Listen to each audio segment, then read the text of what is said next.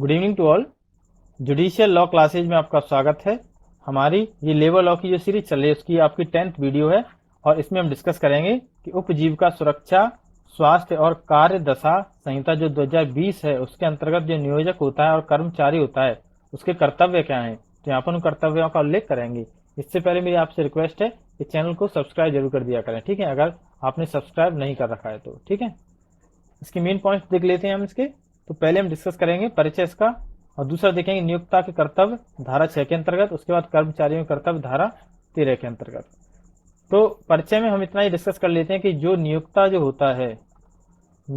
होता है और कर्मचारी होता है।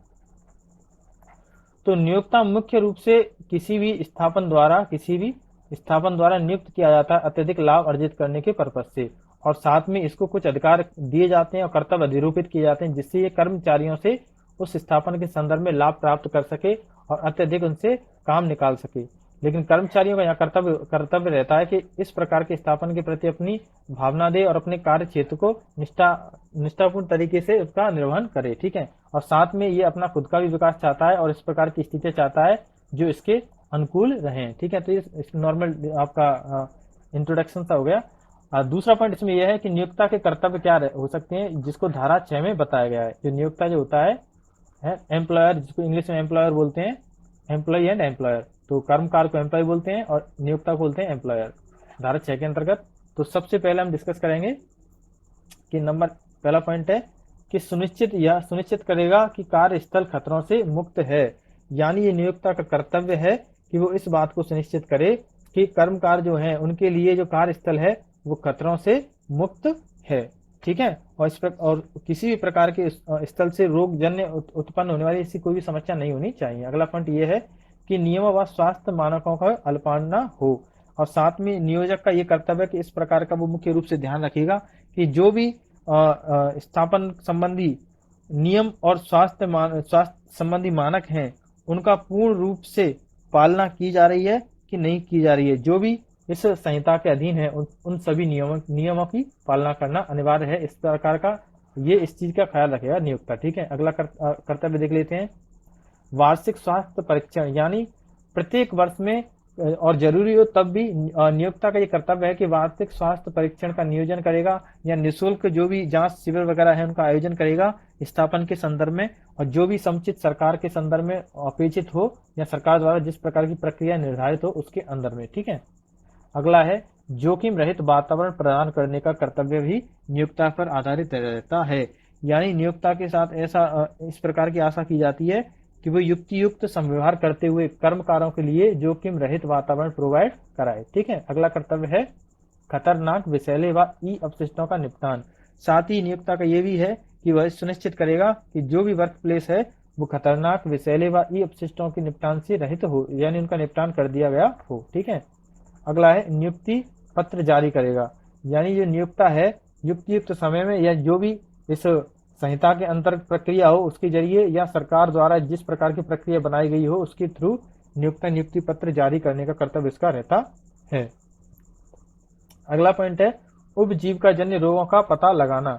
यानी जो कर्मकार जिस स्थल विशेष पर लगे हुए हैं, यानी जिस कार्य को कर रहे हैं, जो उपजीविका से संबंधित जो कार्य है उस कार्य से अगर किसी भी प्रकार के रोग उत्पन्न हो रहे हैं तो इस प्रकार के रोगों की भी वो नियोक्ता उनका पता लगाएगा। इस प्रकार का ये कर्तव्य उसको अधिरोपित रहता है, ठीक है। तो उपजीविका जन्य रोगों का पता लगाना भी जरूरी है। अगला है कार्यस्थल पर व्यक्तियों की स्थिति को सुनिश्चित करना। यानी वो किसी कार्यस्थल में लगे हुए हैं या नहीं लगे हुए, किस प्रकार का कार्य कर रहे हैं, चाहे वो कारखाना हो, खादान हो, डाक के संदर्भ में हो या भवन निर्माण, जो भी कार्य कर रहे हैं, तो कार्यस्थल पे व्यक्ति नियोजित लगे हुए हैं, कर रहे हैं कि नहीं कर रहे हैं, इसकी भी जानकारी नियोक्ता को पूरी होनी चाहिए संख्या के साथ में। अगला यह है कार्यतंत्र का उपबंध। जो कार्यतंत्र है, किस प्रकार का कार्यतंत्र लगाया गया है उसके बारे में उपबंधित जानकारी भी नियोक्ता को पूरी तरह होनी चाहिए, और वो सुरक्षित एवं स्वास्थ्य संबंधी मानकों पर कर्मचारियों के अनुकूल होना चाहिए, ठीक है। अगला यह है सुरक्षा सुनिश्चित। हम इसका पहले भी डिस्कस कर चुके हैं, फिर भी कर्मचारी का ये अपना नियोजक का ये कर्तव्य रहता है कि वे कर्मकारों की सुरक्षा भी सुनिश्चित करेगा, ठीक है। इसके साथ में लास्ट देखेंगे सूचना निर्देश प्रशिक्षण। इन संबंधी जो भी प्रावधान अनुकूल हो, चाहे वो सरकार द्वारा विहित हो, चाहे वो इस संहिता के अंतर्गत हो। इस प्रकार की सूचना, निर्देश और प्रशिक्षण संबंधी सभी कर्तव्यों को एक नियोजक द्वारा निर्वहन करना आवश्यक समझा जाता है। ठीक है, तो ये तो नियोक्ता के कर्तव्य थे। अब इसके बाद अगला पॉइंट है कर्मचारियों के कर्तव्य। धारा 13 के अंतर्गत हम कर्मचारियों के कर्तव्य को डिस्कस कर लेते हैं कि जो कर्मचारी होता है उसका क्या कर्तव्य है। तो सबसे पहले यह है स्वास्थ्य व सुरक्षा का युक्त ध्यान रखा जाएगा। किसी भी कर्मचारी की अपेक्षा की जाती है वो कार्य क्षेत्र में जिसमें भी उपबंधित है या कार्य कर रहा है वहां वह सुरक्षा और स्वास्थ्य संबंधी जो भी युक्त उसके वो युक्त उन चीजों का पूरी तरह ध्यान रखेगा। ठीक है, मानकों का। अगला यह है स्वास्थ्य मानकों का पालन, और जो भी स्वास्थ्य मानक होंगे उनका वो अनुपालना पूरी तरह करेगा। ठीक है, निष्ठावान तरीके से जो उसे आदेशित किए जाते हैं। अगला यह कानूनी दायित्वों को पूरा व सहयोग करेगा, और एक कर्मचारी से अपेक्षा की जाती है कि जिस प्रकार के कानूनी दायित्व जो हैं उनको सहभागिता करके पूरी सहयोग से उनको पूरा किया जाएगा, उनका दायित्वों का निर्वहन करेगा।